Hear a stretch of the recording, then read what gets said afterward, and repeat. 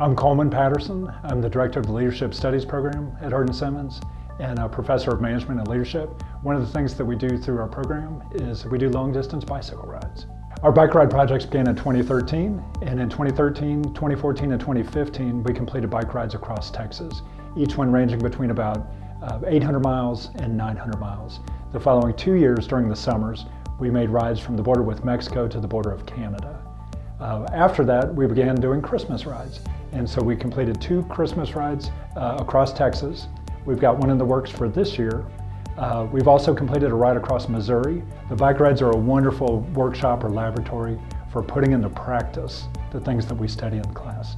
I'm Ryan. I'm a senior strategic communications major, and I'm getting ready for my 4th bike ride across the state. I have done a cross-country bike ride and 2 across the state as the support driver. I've driven over 2,000 miles at 15 miles an hour. It takes approximately 5 to 6 months to plan.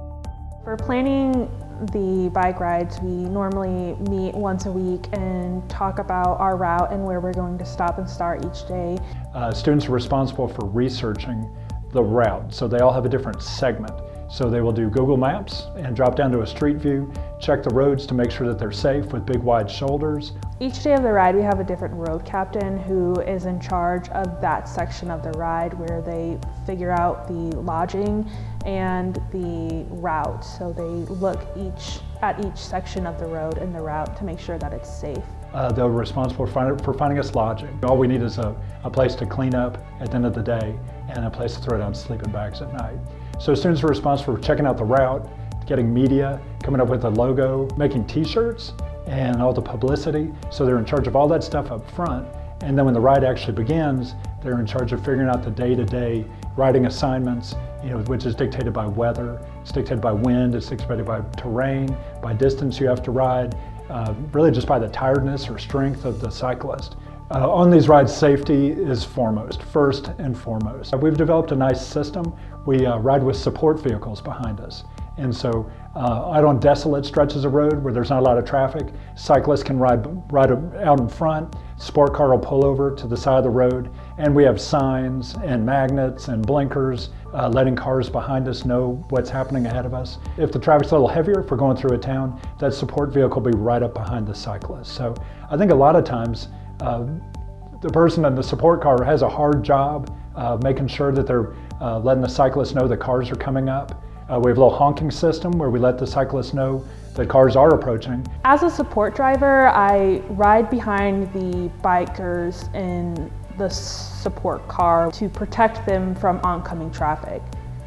They can't see behind them because they don't have mirrors on their bikes. So my job is to communicate with them that there's a truck coming or there's a car coming. If someone gets tired or if they get sick, they get too hot and dehydrated, they're more than welcome to stop and get in the car with me.